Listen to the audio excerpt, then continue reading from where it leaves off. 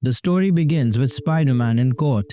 Defending himself in a lawsuit, his lawyer, Matt Murdock, who is blind, is arguing for Spider-Man's bail. The opposing lawyer, Mr. Dingus, objects, saying Spider-Man might run away. Murdock counters by saying his firm is ready to post a $2 million bond and reminds the court that Spider-Man has caught many criminals. He also argues that keeping Spider-Man in jail would put him in danger from enemies who want to harm him. A man named Matthew Dowd stands up and tells the judge he's connected to a civil case. Ryan Maxwell vs. Spider-Man. Dowd argues that Spider-Man's secret identity is stopping their lawsuit because they don't know who he really is. He files a request asking the court to unmask Spider-Man.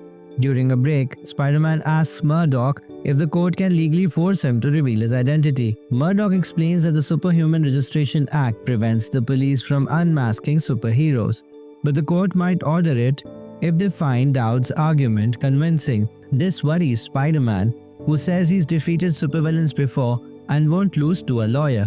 When the hearing resumes, Dowd argues there is no constitutional right to wear a mask. Murdock responds by citing the 14th Amendment, which protects privacy, and mentions a famous case, Griswold vs. Connecticut.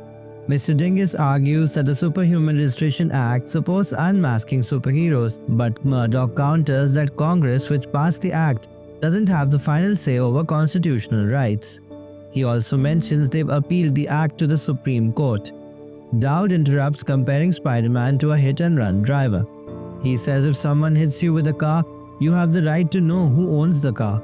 Similarly, he claims he has the right to know who's behind Spider-Man's mask. Murdock asks the court for a break.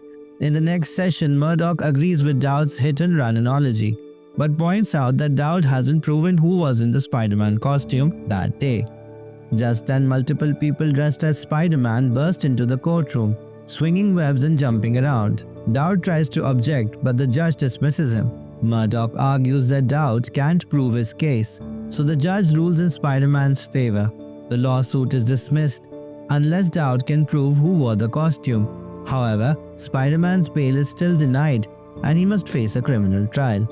After the trial, Spider-Man thanks Murdock but asks where he found so many Spider-Man lookalikes. Murdock reminds him of the time Spider-Man wore his Daredevil costume to help him. He says the lookalikes were just friends returning a favor.